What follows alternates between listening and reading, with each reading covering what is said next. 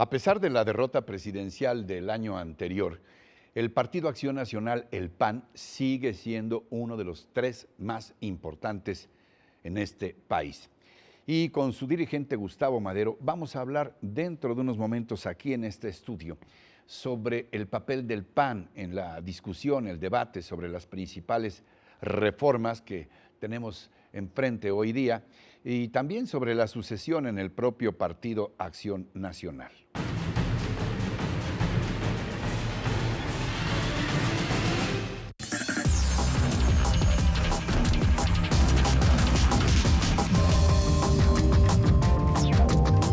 Gustavo Madero, presidente del Partido Acción Nacional y presidente pro tempore del Pacto por México, muchas gracias por acudir a esta conversación. Al contrario, gracias por la invitación, Ricardo. Bueno. ¿Por cuánto tiempo más en este segundo cargo que yo mencionaba? Porque como cada semana se extiende una nueva acta de defunción para el Pacto por México. Sí.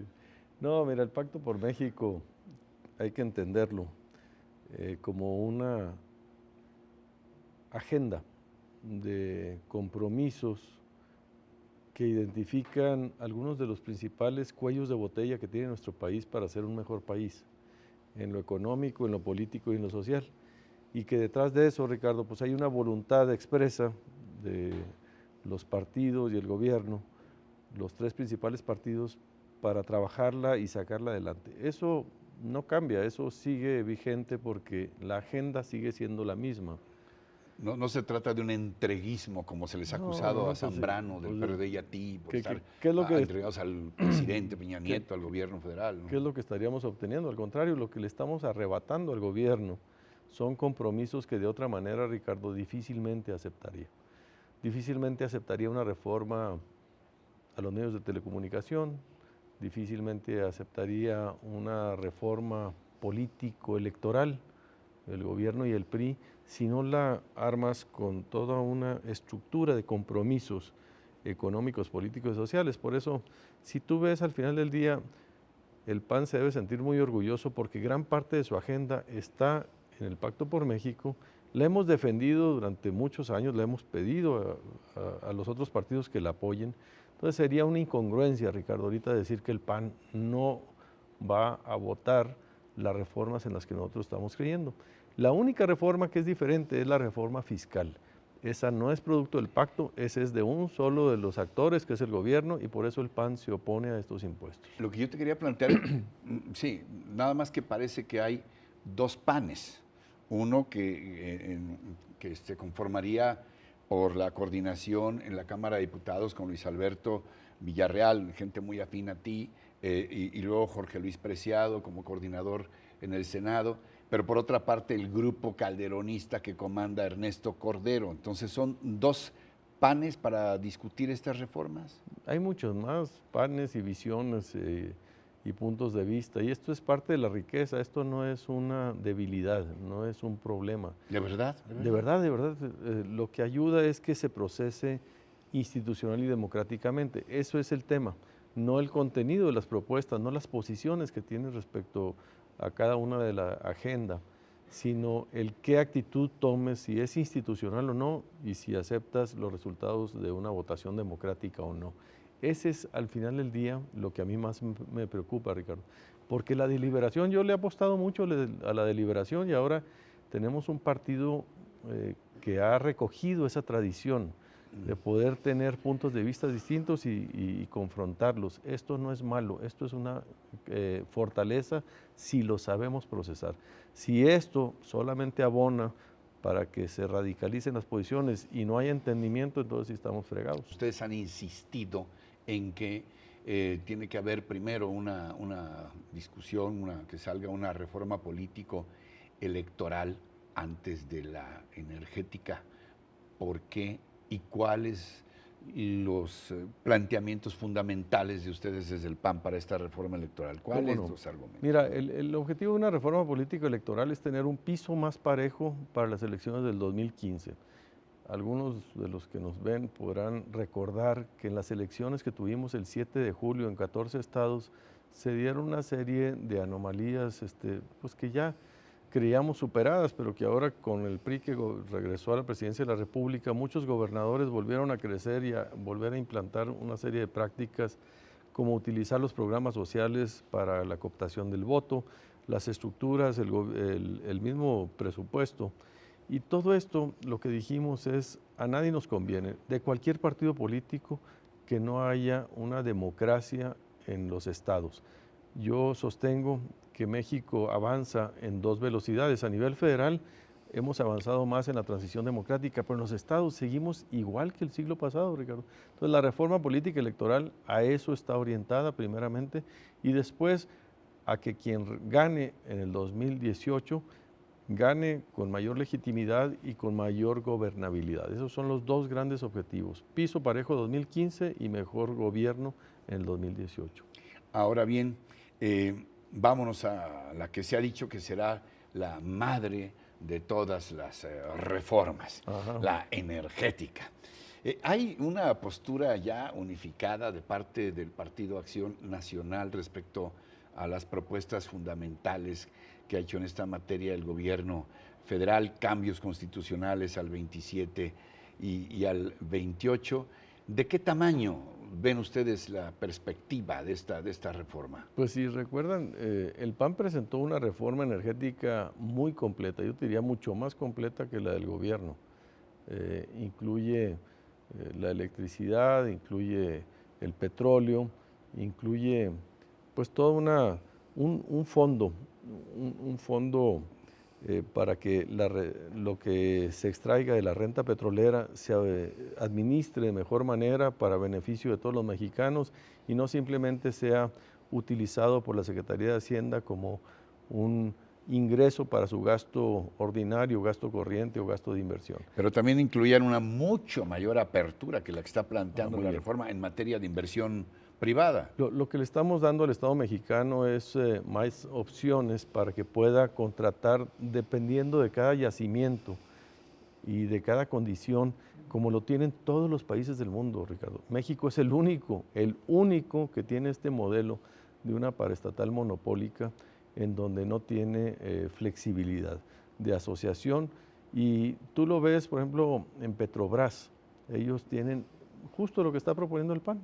Nosotros no queremos más que lo que hay en Brasil como un modelo exitoso, una paraestatal fuerte, Petrobras, pero que también el gobierno pueda tener esa flexibilidad para, dependiendo de cada yacimiento, definir qué tipo de contrato en función del riesgo y de la inversión. Ahora bien, en este sentido, ¿estarán ustedes más cerca de la propuesta original planteada por el presidente Peña Nieto? Curiosamente, hace rato nos decías, bueno, en la fiscal están más cerca el presidente y los priistas del PRD. ¿En esta estarán más cerca ustedes los panistas de la propuesta original? En principio sí, Ricardo, porque nosotros sí coincidimos en que debe haber reformas constitucionales. Creemos que si no se hace una reforma en la Constitución, no habrá certidumbre jurídica y no se logrará el propósito de generar mayor inversión, mayor empleo, mayor crecimiento económico. Este espacio se queda abierto para que en lo subsecuente podamos volver a hablar de estos mismos temas, de la propia reforma energética, según vaya caminando su debate y su discusión. Al principio yo te pregunté cuánto tiempo más en el cargo de presidente de, ya sabes por dónde voy, ¿verdad? El Pacto por México. Ya está sospechando. Ya hice cuentas. Ahora te puedo preguntar, ¿cuánto tiempo más como presidente del Partido Acción Nacional? ¿Cuánto tiempo más en este cargo cuando recientemente has tenido una importante victoria política, cuando se decidió que la renovación de la dirigencia va a estar ahora en manos de toda la militancia del PAN y no solamente de un consejo? Bueno, pero tendrás enfrente adversarios más o menos significativos como el señor Ernesto Cordero, la señora Josefina Vázquez Mota. ¿Cómo avisoras tú estos tiempos por venir? Muy bien, a ver, sí nos aventamos un tiro muy fuerte, es reforma de estatutos completa. Son nuevos estatutos, Ricardo, entonces dentro de esos nuevos estatutos está la nueva forma de elegir la dirigencia. Mi periodo como dirigente termina el 4 de diciembre. Voy a ser el primer presidente de los últimos 4 que termina su periodo. En este sentido, después de esto, habrá una convocatoria para la renovación y ahí yo decidiré si participo o no participo, en qué términos. Y, de veras no lo tienes decidido. Bueno, pues tengo que hacer el análisis ya con la convocatoria y comunicarlo oficialmente en ese momento. Yo creo que sí, yo creo que lo has Así hecho es como muy debe bien. ser. Gracias, Ricardo. Pero sí, claro, sí pues. estaremos haciendo esa valoración mientras, recapitulando los tiempos. En noviembre deberá haber una reunión del Consejo Nacional, Ricardo. Este consejo debe elegir a una comisión que organice la elección de la dirigencia nacional. Esa comisión emitirá la convocatoria y la elección va a ser cuando esa comisión lo decida.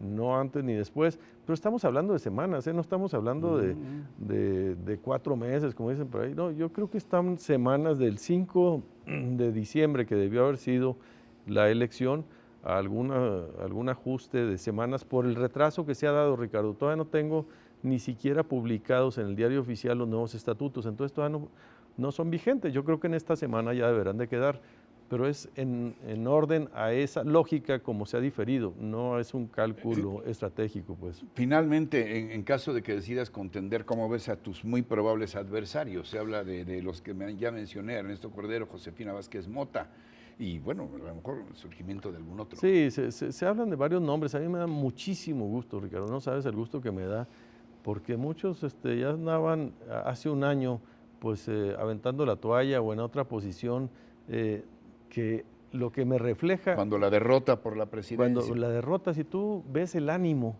del panista hoy al de hace un año, pues ya cambió, Ricardo, y después de las elecciones del 7 de julio, que donde ganamos muchísimas posiciones y la gobernatura de Baja California, hoy hay mucho interés por el PAN, lo cual quiere decir que es un buen síntoma, una buena señal, y por eso pues hay mucho interés de gente de participar. Eso yo lo veo como signo de vitalidad y creo que le va a dar mucha fortaleza a la contienda para hacerlo democráticamente. ¿Algo más que quieras puntualizar para los panistas y no panistas que nos están viendo y escuchando? ¿Cómo no? Mira, yo lo que te diría es que estamos a la mitad de un proceso de evaluación y mejora de nuestro partido para poder seguir cumpliendo nuestra misión de seguir impulsando los cambios democratizadores y modernizadores de México. Yo te diría, Ricardo, que en esto el Partido Acción Nacional está haciendo la tarea y se quiere acercar a los ciudadanos, ser un partido que se reforme, aún con autocrítica fuerte de lo que hemos fallado, pero sin duda seguir impulsando los cambios democratizadores y modernizadores en nuestro país. Gustavo Madero, presidente del PAN y presidente también del Pacto por México, gracias a nombre de TV Azteca por acudir a esta convocatoria. Gracias. Al contrario, muchas gracias a ustedes. Y a ustedes también muchas gracias por su atención, por su compañía, pero sobre todo por su confianza en este espacio. Aquí están nuestras vías de contacto para sus sugerencias, comentarios, críticas también, siempre muy bienvenidas. Yo los espero la próxima semana en otro Reporte 13. Hasta entonces, hasta siempre.